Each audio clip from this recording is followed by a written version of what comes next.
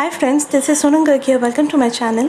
Friends, आज हम बनाने वाले हैं बहुत ही क्रिस्पी, इजी और टेस्टी पफ पैटिस या फिर बेक समोसे। ये हम इंडियन बेकरी स्टाइल में बनाएंगे, बिल्कुल जैसे इन्हें लार्ज स्केल पर कमर्शियली बनाया जाता है। इसमें लगने वाले पेस्ट्री डो को भी हम इंस्टेंटली प्रिपेयर करेंगे, जिसे बार बार रेफ्रिजरेट करने की भी झंझट नहीं है। तो ये बहुत ही आसान से बिना ओवन, बिना कुकर के और एगलेस बनने वाली एक रेसिपी है। आप इसे बहुत पसंद करेंगे, इसके रिजल्ट्स परफेक्ट आते हैं। तो इसके लिए सबसे पहले हमने एक बोल लिया है, जिसके अंदर हमने ऐड किया है 2 कप मैदा, 3/4 टेबलस्पून पाउडर्ड शुगर यानी कि शक्कर, 1 टीस्पून नमक, और इन सभी चीज़ों को हम अच्छे से मिक्स कर लेंगे। फ्रेंड्स, इसके अंदर अब 2 टेबलस्पून वनस्पति घी हम ऐड करेंगे। ये कमर्शियली यही यूज़ किया जाता है, डो के अंदर भी और बाद में भी। तो इसे हम अच्छे से मिक्स कर लेंगे और ये वनस्पति घी आपको ईजिली मार्केट में मिल जाएगा। तो देखिए, हल्का सा बाइंड हो रहा है। अब इसके अंदर हम ऐड करेंगे धीरे धीरे करके पानी, और हम इसका एक मीडियम कंसिस्टेंसी का डो बना लेंगे। इसे हम 3 से 4 मिनट के लिए अच्छे से नीट कर लेंगे इस तरीके से।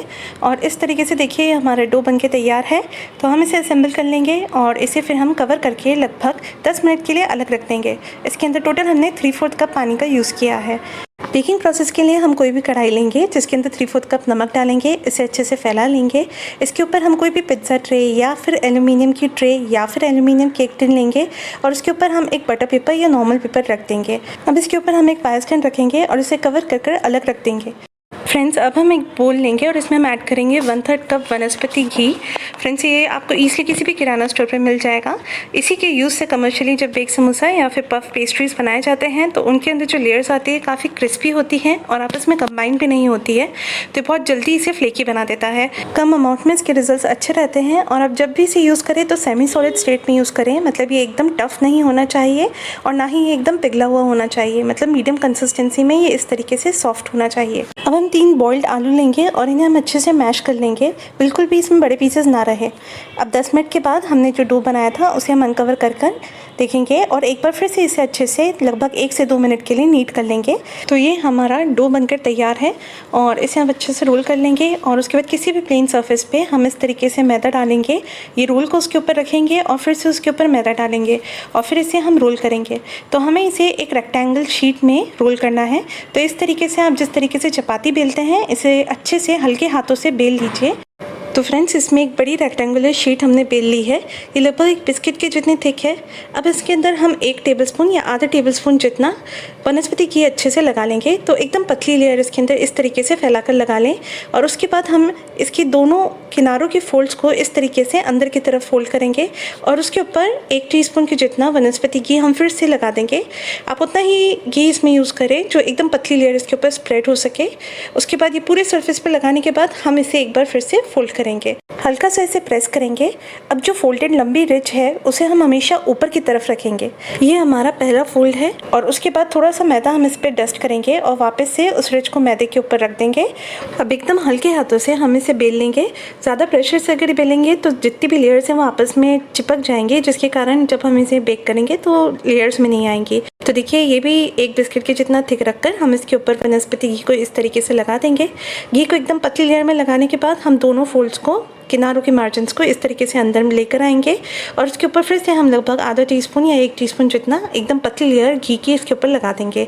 इसके बाद हम वापस से इसके ऊपर यू फोल्ड देंगे और उसे हल्का सा प्रेस करेंगे। ये हमारी दूसरी फोल्डिंग बनकर तैयार है और इसमें हमारा जो फोल्डेड एरिया उसे ऊपर की तरफ रखेंगे। फिर से मैदा डस्ट करके इसी तरीके से हम तीसरी और छोटी फोल्डिंग बनाकर तैयार कर लेंगे। टोटल हम 4 फोल्डिंग इसमें देंगे। तो मैंने डस्ट किया है, उसे रोल किया है, फिर से उसके ऊपर थोड़ा सा घी लगाया है और फिर दोनों फोल्ड्स को अंदर की तरफ लाते हुए इस तरीके से फिर से इसके ऊपर हल्का सा घी लगाया है और उसके ऊपर हम इस तरीके से फोल्ड देकर ये हमारी तीसरी फोल्डिंग को तैयार कर लेंगे। सिमिलर प्रोसेस से बिना रुके हुए हमने हल्का सा मैदा डस्ट करके इसको फिर से बेला है और बेलने के बाद हम इस रेक्टेंगुलर शीट पर फिर से घी लगा देंगे और उसके बाद हम इसके दोनों फोल्ड्स को अंदर की तरफ लाते हुए फिर से इसके ऊपर घी लगाकर एक फाइनल हम चौथा फोल्ड तैयार कर लेंगे। इसके बाद हम इसे सेट होने के लिए 10 मिनट के लिए अलग रख देंगे। ये हमारा इजी पफ पेस्ट्री डो बनकर तैयार है। बहुत ही क्विक और सिंपल आलू की स्टफिंग बनाकर तैयार कर लेते हैं। एक पैन के अंदर हमने 1/4 कप ऑयल रखा है और इसको हमने लो टू मीडियम फ्लेम पर रखा है। मीडियम हॉट होने पर 1 टीस्पून चॉप्ड हरी मिर्ची और 1 टीस्पून जिंजर गार्लिक पेस्ट डालेंगे। उसके बाद इसे हल्का सा सौटे कर लेंगे लगभग 30 सेकंड के लिए और तुरंत हम हमारी फ्लेम को एकदम लो कर देंगे। अब इसमें ऐड करेंगे 1/8 टीस्पून एसोफोइटिडा यानी कि हींग और उसके बाद हम इसमें डालेंगे पहले से बॉईल किए हुए 3 आलू जिन्हें हमने मैश कर लिया था। इसको हल्का सा प्रेस करेंगे और इसमें सारे मसाले ऐड करेंगे। तो 1.5 टीस्पून नमक डाला है, 1 टीस्पून कश्मीरी लाल मिर्ची और 1/4 टीस्पून गरम मसाला, आधा टीस्पून सिका हुआ जीरा, आधा टीस्पून धनिया पाउडर, 1/8 टीस्पून हल्दी और साथ में 1/4 टीस्पून चाट मसाला। इन सभी चीज़ों को हम अच्छे से मिक्स कर लेंगे और इनको पूरी तरीके से मिलाने के बाद हम हमारी फ्लेम को मीडियम टू हाई कर लेंगे 1 मिनट के लिए और इसे कुक करेंगे क्योंकि ये ऑलरेडी ही बॉइल्ड है। अब इसमें 2 टेबलस्पून बहुत बारीक कटी हुई कोथिंबीर डालेंगे हम और उसके बाद इसे एक बार अच्छा सा मिक्स देंगे और फाइनली हम गैस को बंद करके इसे ठंडा कर लेंगे। ये हमारी आलू की स्टफिंग बनकर तैयार है। 10 मिनट के लिए सेट करने के लिए रखा हुआ हमारा पफ पेस्ट्री डफ अब तैयार है। इसे हल्का सा मैदा से कोट करेंगे और उसके बाद इसे बेल लेंगे। तो देखिए ये रेक्टेंगल शीट हमने बना ली है, लगभग आधा सेंटीमीटर थिक है। किसी भी शार्प नाइफ से हम इसे इक्वल पीसेस में या फिर अपने हिसाब से कट कर लेंगे।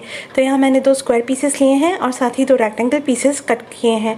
इसके ऊपर हम आलू की स्टफिंग मीडियम क्वान्टिटी में रख लेंगे। एक कॉर्नर उठाकर हर स्क्वायर पीस को हम इस तरीके से फोल्ड करेंगे कि ये ट्रायंगल हो जाए और एक चाकू से इसे ट्रिम कर देंगे इसकी एजेस, तो एकदम परफेक्ट ट्रायंगल हमें मिल जाएगा। दोनों स्क्वायर पीसेस को ऐसे कर लेंगे और उसके बाद रेक्टेंगल पीसेस को भी इस तरीके से हम एक दूसरे के ऊपर फोल्ड्स को ओवरलैप कर देंगे। हल्का सा आजू बाजू से इन्हें प्रेस कर देंगे कि ये खुले नहीं और उसके बाद हम इसके ऊपर दूध को ब्रश कर देंगे। ये इसे बहुत अच्छी शाइन देगा। साथ ही बटर को भी इसके सरफेस पे ब्रश करेंगे ताकि इसका सरफेस गोल्डन हो जाए बेक होने पर। अब जो पिज़्ज़ा ट्रे हमने ली थी उसके अंदर एक ट्रायंगल पीस को और एक रेक्टेंगल पीस को हम इस तरीके से रख देंगे। अब ये बेक करने के लिए तैयार है। इन्हें हम कढ़ाई में बेक करेंगे। उसके लिए हमने ओवन को प्री हीट किया है 10 मिनट के लिए मीडियम फ्लेम पर और उसके बाद 10 मिनट के बाद हम इसे अनकवर करेंगे। इसके अंदर पफ पेटिस को हम रखेंगे और उसके बाद इसे कवर करके हम हीट करेंगे मीडियम टू हाई फ्लेम पर लगभग 35 से 40 मिनट के लिए। ये इसलिए क्योंकि जब भी ये बेकरी में या कमर्शियली बनती है तो एकदम हाई टेम्परेचर पर बनती है, क्योंकि एकदम हाई टेम्परेचर पर ये एकदम से पफ होती हैं और एकदम क्रिस्पी बन जाती हैं। 35 मिनट के बाद ये पफ पेटिस देखिए अच्छे से फूल चुका है और काफ़ी क्रिस्पी दिख रहा है। हम इसे बाहर निकाल लेंगे। इसके अंदर आपको क्रिस्पी लेयर्स बहुत आसानी से देख पा रही होंगी और साथ में स्टफिंग भी थोड़ी बहुत अंदर की दिख रही है। आप साउंड भी बहुत अच्छे से सुन पा रहे होंगे। छोटा वाला जो पफ पैटिस है ये भी काफ़ी अच्छे से लेयर्स आप इसमें देख सकते हैं। एक पफ पैटी मैं आपको तोड़कर दिखाती हूँ। तो देखिए कितना फ्लेकी है और एकदम से टूट रहा है। साथ ही इसके फ्लेक्स भी अलग हो रहे हैं। आप लेयर्स भी इसकी अलग अलग देख सकते हैं। आप बिल्कुल जज नहीं कर पाएंगे कि आप मार्केट के समोसे खा रहे हैं या फिर इन्हें आपने खुद बेक किया है। इसके अंदर की स्टफिंग भी एकदम बढ़िया है। अगर आप चाहें तो इसे गैस तंदूर पर या बाटी ओवन में बना सकते हैं। ये मार्केट में अवेलेबल होता है। इसके लिए पैरामीटर बहुत ही सिंपल और ईजी है और बहुत ही जल्दी बन जाते हैं। सिर्फ 10 मिनट के लिए इसे मीडियम फ्लेम पर प्री हीट करें। उसके बाद इसे 15 से 20 मिनट के लिए मीडियम फ्लेम पर हीट करें। इसके रिजल्ट्स काफ़ी अच्छे रहते हैं और बहुत कम टाइम में ये बनकर तैयार हो जाता है। इसमें आप पेटिस के बहुत ज़्यादा अमाउंट भी रख सकते हैं। सेकंड बैच को भी इसी तरीके से हम ओवन सेटअप के अंदर बेक कर लेंगे उसी टाइम पीरियड के लिए। तो ये देखिए इसके रिजल्ट्स भी एकदम परफेक्ट है। इन्हें अब हम बाहर निकाल लेंगे। फ्रेंड्स, ट्रे में हमने बड़े पट्टी रखे हैं। अगर आप मीडियम साइज़ के पैटिस रखना चाहें तो आप आराम से 3 पैटिस एट ए टाइम रख सकते हैं। तो ये इंडियन बेकरी स्टाइल में हमारे पफ पेटिस बनकर एकदम तैयार है। इनका टेस्ट बहुत ही लाजवाब आता है। साथ ही फ्रेंड्स इसमें आप लेयर्स भी एकदम क्लियरली देख सकते हैं। वनस्पति की जो इसमें यूज़ हुआ है कम अमाउंट में, ये आपकी हेल्थ के लिए भी ठीक रहेगा। मैंने इसे बटर के साथ भी ट्राई किया पर उसके साथ मुझे लेयर्स इतनी ज़्यादा फ्लेकी और क्रिस्पी नहीं मिली। पफ पेस्ट्री ट्रफ भी आप इंस्टेंटली बना सकते हैं। घंटों तक उसे रेफ्रिजरेट नहीं करना पड़ता है। तो इस तरीके से आप एक बार इसे ज़रूर ट्राई करें। 1 से 2 दिन तक इन्हें स्टोर भी किया जा सकता है। फ्रेंड्स, आई होप आपको ये वीडियो अच्छा लगा होगा और अगर आपके लिए हेल्पफुल रहता है तो चैनल को ज़रूर सब्सक्राइब करें और वीडियोज़ को देखते रहें। थैंक्स।